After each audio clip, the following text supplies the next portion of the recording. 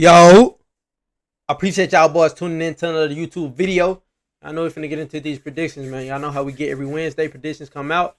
Full version on YouTube. Short version gonna come on TikTok Wednesday as well. But let's get into these picks. Last card, I ain't gonna lie. The main card went bad. The prelims, I was supposed to sweep them. Prado got robbed. Supposed to go 8-0, win 7-1. Ended 7-6.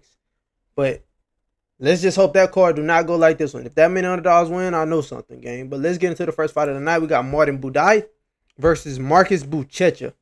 Marcus Buchecha is minus 300. I don't like that. I really don't. Budai isn't even a bad fighter. Like he's not bad. Like he's 15-2. You know, Buchecha, he's really green. He's 5-1. So really green. Doesn't have that many fights. I don't think he should be minus 300 in his debut against Martin Budai. Now, I'm not saying that Buchecha isn't like he's not capable of winning. He's the fucking favorite. Like the dude is minus 300. I think he's a bigger favorite on more websites. I'm trying to get that right now. But the thing is, bro, I'm not really getting coming into your debut. Like I understand the jiu-jitsu. He's legit. He's a legit grappler. But bro, he's 35 years old making his debut in the UFC. He has 4 sub wins with 1 TKO win and 1 decision loss. And he's on a 1-fight win streak in MMA. So me looking at it, bro, I'm like, why is he minus 300 against Martin Budai? Because if you look at Martin Budai's record and resume, yes, he's been KO. He hasn't been subbed. He's lost by decision. But he only has 1 loss to Shamil Gaziev, who's ranked. And, you know, his last fight, he was a big underdog to Uran Sasibadiev. He beat him. I picked him to beat him as well. And I'm not understanding, like, why they, like, you know, what's the knock on the guy? Like, he's 6-1 in the UFC. 1 decision loss, 1 KO loss. That KO loss to Shamil Gaziev, he hits like a truck. And the decision loss was to Juan Espino, like, outside of the UFC. So, I'm not understanding him being a minus 300 favorite coming in against Martin Budai. But like I said, I know his grappling is legit. His jiu-jitsu is legit. You know, he's ADCC champion.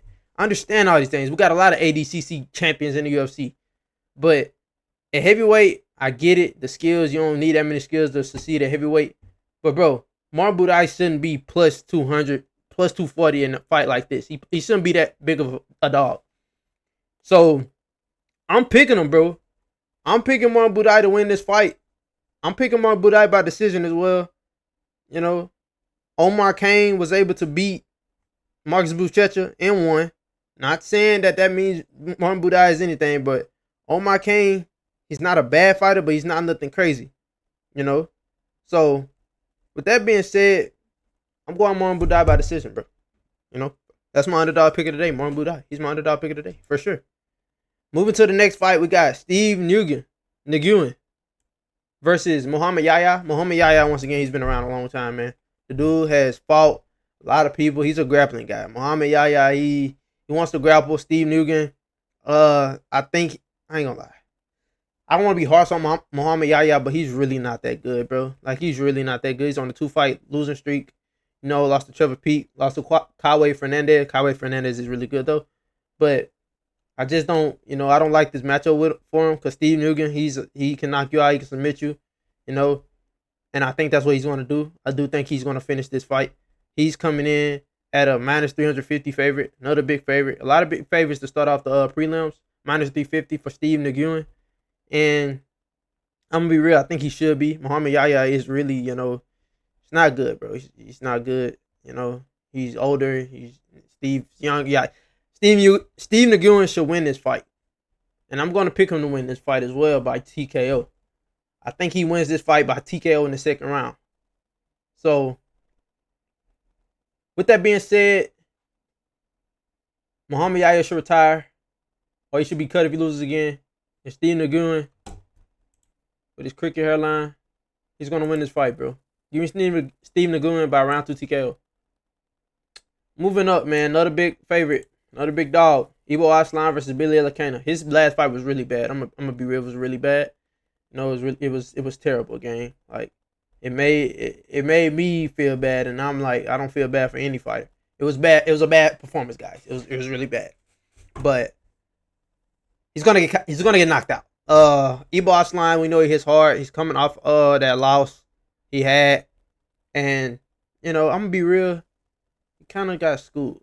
Like he kinda got schooled. Iwan Kutalaba, that's it's not a terrible loss, but then again it's like you lost to Iwan Kutalaba, like what are you doing? You know? But being real, Billy Elakana isn't Iwan Kutalaba. I would go as far as saying he isn't a fraction of Iwan Kutalaba. But with that being said, he's never been KO'd. He has been subbed, and he's only won the UFC. Granted, I know short notice, whatever. But Billy Elakana is gonna lose this fight, man. Ebo Aslan should win this fight. He's gonna want to bounce back. He's gonna refine his skills. He got subbed his last fight. He's gonna bounce back in a big way. He's coming in at minus 275. I like it. I'm not mad at it. I'm not mad at that at all. So, Ebo Aslan should KO him early, too. I think he's going to KO him early. I think he's going to find him by like a left hook, counter left hook, while Billy kind of makes a mistake defensively. See the left hook landing? I think he's out of there, man. So, give me Ebo Aslan by round 1 KO. Moving on, man. We got the women's. Amanda Ribas versus Tabitha Ritchie. Both of them are so pretty, bro. I ain't gonna lie. Both of them are pretty. Especially Amanda Ribas. But anyway, Amanda Ribas, bro, I ain't gonna lie. She's been around. Tabitha Ritchie, she's been around. Amanda Ribas, she's been ranked a long time. She's 75 in the UFC, so up and down. She's been KO'd 3 times, though. That's what worries me about her. She's been KO'd 3 times, TKO'd 3 times, sub once. Ritchie isn't a bad fighter. Like, Ritchie, I can confidently say Ritchie isn't a bad fighter. And Amanda Ribas is also on a 2-fight losing streak. 2-fight losing streak to Dern and, what's this girl name? And Rose. Not terrible losses. Granted, not terrible losses. Tabitha Ritchie, I think she's also on, she just lost her last fight to Yan Janan. Yan Janan is a good fighter. She was ranked number 1 before. And she beat Angela Hill, Tasia Pennon before that with split decision. So she's more of a decision merchant. I'm going to be real. 7 decision wins, 1 TKO win. So I don't think she's going to TKO Amanda Ribas. Could sub her. Has 3 sub wins. But being real, bro, I think Amanda Ribas, she kind of like, I don't know what her confidence is. Tabitha Ritchie, she's, I think I can trust her to just go out there and just do more over the course of the fight. Neither one of them are old, but I think I can trust Tabitha Ritchie to go out there and do more. Even though she's coming in as an underdog, she's plus 155 now. She was plus 140. I'm going to pick Tabitha Ritchie. I'm going to pick Tabitha Ritchie in this fight. She is undersized. She's really small. But, yeah. Now, I have already picked 2 underdogs on this card, bro. I've already picked 2. So, I don't know how this is going to end for me. But hopefully it ends good. Hopefully Tabitha Ritchie can go out there and just, Mario Bautista Max up against the cage. Take her down, just lay on top of her. If not, I'm fucked. It get to a point, though. But let's go Tabitha Ritchie by decision, bro. Let's go Davy Grant. Damon Blackshear. Another big favorite. Minus 350. It's a lot of big favorites on this fucking card game. It's a lot of them. It was a lot of big favorites on the last card, too. But somehow I ended up going 0-5 on the main card. Davy Grant been around, man. He's been around a long time. Damon Blackshear, he's only lost to really good people. He hasn't lost to really anyone bad. Got KO'd by Montel Jackson. Not a bad loss. He's ranked. Lost to Mario Bautista. I thought he won that fight. He's ranked. Big win. This is the last fight. Davy Grant. Dude, like I said, he's been around a long time. He's a name. Everyone knows Davy Grant. Cool guy. English. But he's a big underdog for a reason. Damon Blackshear should be too much for him. I just hope Damon Blackshear doesn't go out there and just try to test his striking like he was doing his last fight against Cody Gibson. Just gets to the ground and submits him. Because he's susceptible to getting chinned. Not saying Davy Grant is going to chin him, but anything is possible in MMA. But I can't really yap about this fight because it's kind of not, it's not nothing crazy. Damon Blackshear should win this fight. Should sub Davy Grant, But as long as he fights smart and doesn't think he's just Alex Pereira on the feet. But let's go Damon Blackshear by decision. It's crazy. But by submission in round 2 for Damon Blackshear, bro. Moving on, we got Muslim Salikov. Been around a long time, man. He's like 40. Carlos Leal, man. We know he got robbed his UFC debut. Rattled back with like 2 straight KOs, I believe. Or was it? Let me look. I think Carlos Leal, because his last fight was crazy, bro. He got him out of there fast. I ain't gonna lie. Everybody loved Carlos Leal because we know he got robbed in his debut on short notice, which he was supposed to win that fight. But yeah, Alex Morono, that was his last fight. He TKO'd him in 1 round. Really dominant performance. I know Morono ain't nothing crazy. But Muslim Salikov, he ain't either. He's 41. He's old, bro. He's old. Been KO twice. You know, he got back-to-back wins against Son Kanan and Santiago Ponzinibbio by split decision. Not bad wins, you know. But with that being said, bro, Carlos Leal should overwhelm him. If he sits at range, Muslim Salikov is just gonna pick him apart at range. Carlos Leal just needs to get in his face, make it a dog fight. That I think he will be. He will do. He's coming in at minus 500, another big favorite. So Carlos Leal just get in his face, throw a lot of big, crazy like knees up the middle and strikes and hooks and everything. Throw the kitchen sink at him. Just as long as you close to him. Carlos Leal should win this fight. So I'm gonna go Carlos Leal by round 1 KO over Muslim Salikov. It's gonna be an intriguing fight though. Whoo! Bryce Mitchell, man.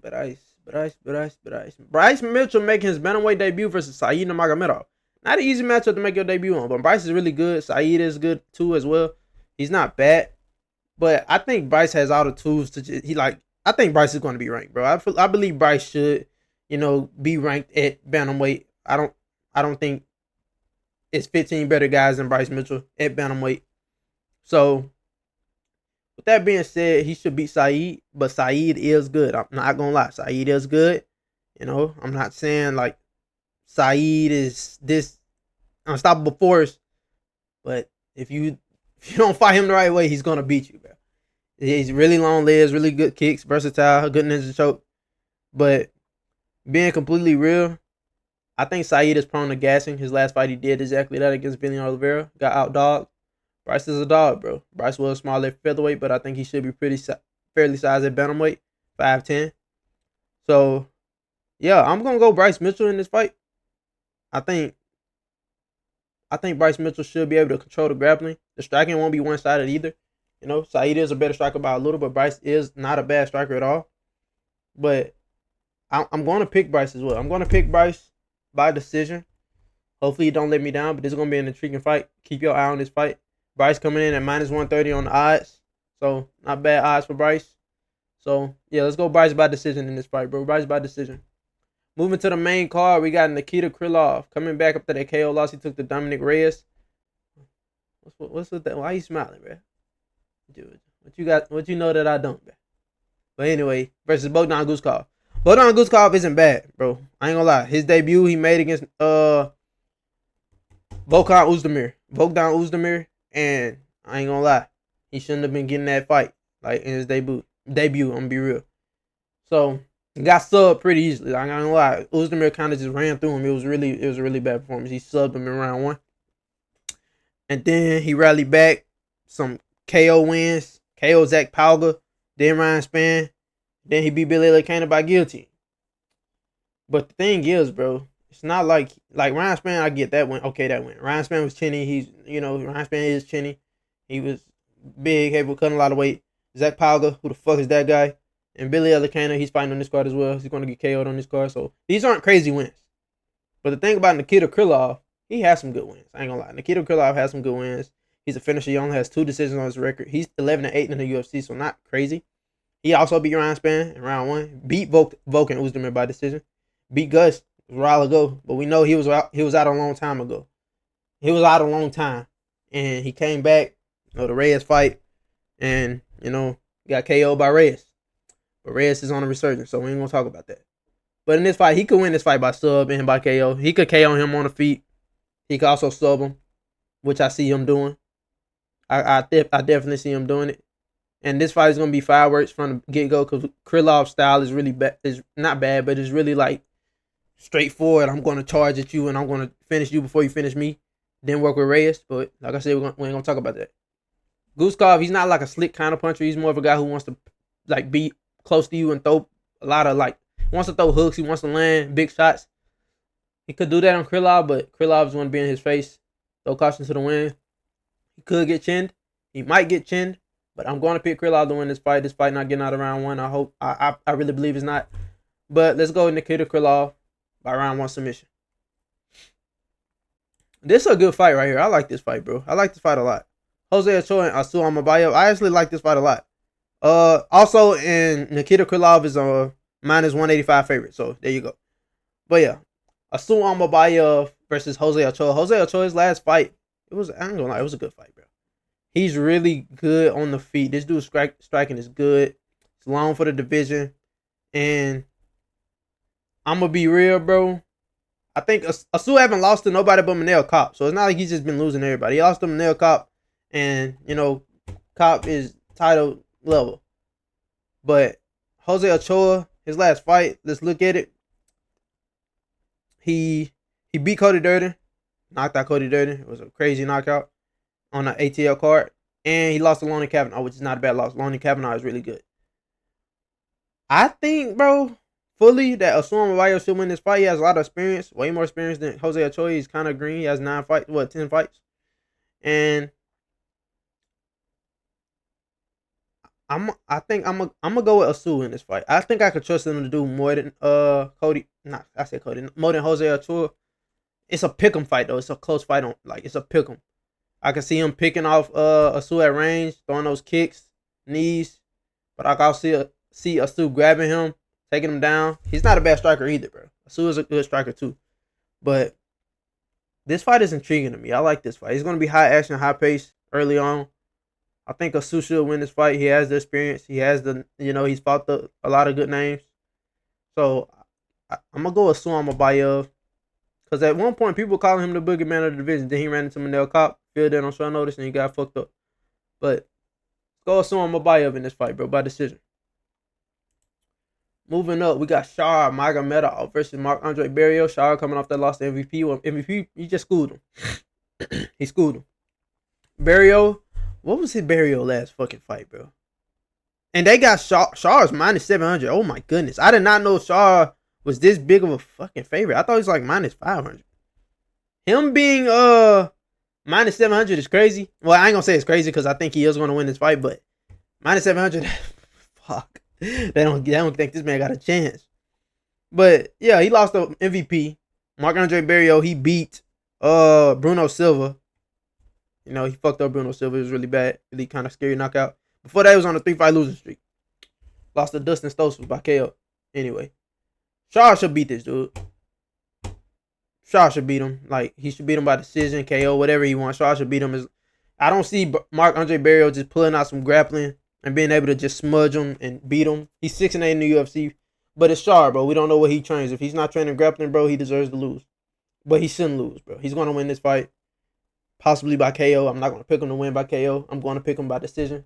And, yeah, I think he's going to I think he should school Marc-Andre Barrios, really, because he's a far superior striker. But you never know, bro. These matchups are kind of, tricky. But especially him being minus 700, even though I think he should be a big favorite. I'm going to go Shar by decision, bro. Let's go Shar by decision. Shar by decision. Piotr Jan. That's how you say his name, bro. Like, for real, that's how you say his name, Piotr. You ain't saying it like that, bro. You saying that shit wrong. But we got Piotr Jan versus Marcus McGee. Marcus McGee shouldn't be getting this fight. I mean, sure. But Jan wanted to fight. Nobody wanted to fight Jan. Corey ducked him. Umar said his hand won't stop hurting until October. He wanted to fight, bro. He wants to be in title contention. He's on a 2-fight winning streak. Marcus McGee's on a 4-fight winning streak. Last fight he almost got finished by Martinez, but we ain't gonna talk about that. We not. We not finna talk about that. Martinez kicks like a horse. But looking at the matchup, bro, Jan has only lost to good people. He hasn't lost to anyone bad, bro. He hasn't. He rattled off some good wins with Figgy and Yadong. And look what Yadong just beat Cejudo. Marcus McGee hasn't really fought anybody that good. Martinez isn't but I'm gonna be real. Jan should school him. He should school him. Like, Jan should win this fight pretty fairly. They got Jan coming in at minus 400. McGee is a good striker. He's crafty, but I just don't think this 35-year-old man gonna do anything to Peter Yan, bro. I just don't think so. Marcus McGee isn't bad though. He's a good striker. Like I said, he's a good striker. I don't think it's gonna be some grappling in this fight. Yes, I think Peter Yan is gonna take him down. I think Peter Yan should school him, bro. Peter Yan should absolutely outclass this man. It's a chance that he doesn't, for sure. But like I said, I got a video coming out this week about it, bro. Like, it's giving me O'Malley and Yan vibes. Because if Yan starts slow and Marcus McGee wins the first round, and then it's an argument that he wins the second, I could see Peter Yan is going to win the third for sure. But I could see Yan end up starting a little too slow. just slow enough for the one of the judges to give, well, two of the judges to give McGee the second round and to be just controversial. And y'all ends up losing a decision by split decision, bro. And then we got Marcus McGee in the top 3. Like, what the fuck type of world is that? But let's just hope that doesn't happen. And Peter Yan just schools him. He's not gonna KO him. I don't think so. It's possible, but I don't think he is. Peter Yan isn't some KO threat, but he does have a lot of knockdowns. He has power. He's just well rounded. It's Peter Yan, Piotr. But Piotr Yan should win this fight. I'm gonna go Piotr Yan by decision. Get this fucking main event, man. Let's go, bro. Let's go, bro. Bobby Knuckles. Rainier de Ritter. Rainier. That's how you say his name, Rainier de Ritter versus Robert Whitaker, the Reaper. Robert Whitaker coming off that loss, man, to Hamzat. Hamzat just smoked him. Rainier de Ritter's on a 3-fight win streak. All finishes. Finished GM3. Finished Holland. Finished Bo. He's a finisher, bro. He has 2 decisions on his record. Those 2 losses as well. Lost to a roided up, yoked up heavyweight, light heavyweight, middleweight, bro. Like, that dude's on drugs. But that's besides the point. Rainier de Ritter's fucking huge, bro. He's big as fuck. Like, the dude is huge, gang. Like, look at him. He was way bigger than Bo Nickel. And Bo Nickel isn't a small guy. He was also putting on weight for that fight. And I'm going to be real. Rob haven't fought nobody like him, bro. He hasn't fought a 6'4" tank of a man who just wants to get his hands on you and fight you dirty. Now, Rob is a clear, by far better striker. Rainier is a better grappler. Rainier has a reach advantage in this fight. He has a size advantage in this fight. He's the biggest middleweight. I hope y'all know he's the biggest middleweight. He could fight a heavyweight and be like a 235-pound heavyweight. He could be a good, decently sized heavyweight.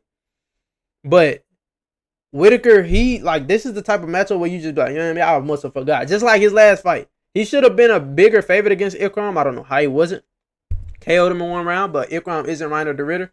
And Rainier de Ritter also is going to try to get his hands on Rob. He said he's going to push up pace. He's going to be in his face the whole time. He's going to run into a lot of strikes. I don't think Bobby's going to KO him, but it's possible. You know, it's possible. You know, Whitaker didn't get a KO for like 4 years leading up to that Ikram KO. Anything's possible.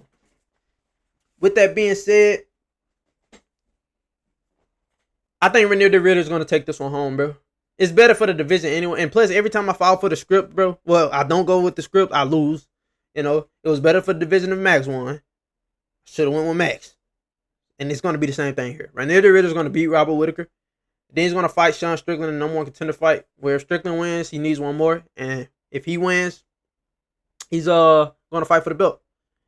But, yeah, Rainier de Ritter, fresh blood at 185. He's coming in at plus 130. Robert Whitaker at minus 155. Good odds. But if you're a bet man, you bet on Rainier de Ritter inside the distance here. And I think it hits. De Ritter wins this fight. I think he wins it late by like a round 4 submission. Could see a TKO in there because the dude, he could crack too as well. And he throws like unorthodox. The last time I seen Robert fight somebody so unorthodox that just does stuff was Dricus. And he stopped him inside too. Not saying he's Dricus. I'm not saying that. But it's a funky style. Dricus wants to knock you out. Rainier de Ritter wants to choke you out. Rainier de Ritter is going to win this fight. But if he doesn't, then it's got Rob. I don't know who Rob fights, bro. Like, de Ritter got to win this fucking fight. He has to win this fight. I'm going to be real. He has to win this fight. But I appreciate y'all boys tuning in to another prediction video. Y'all just keep showing love. And I'm going to keep these videos coming, man. Y'all know I'm going to keep these videos coming. I told y'all I got y'all. I love y'all boys. And as always, I'm going to see y'all on the next one, man.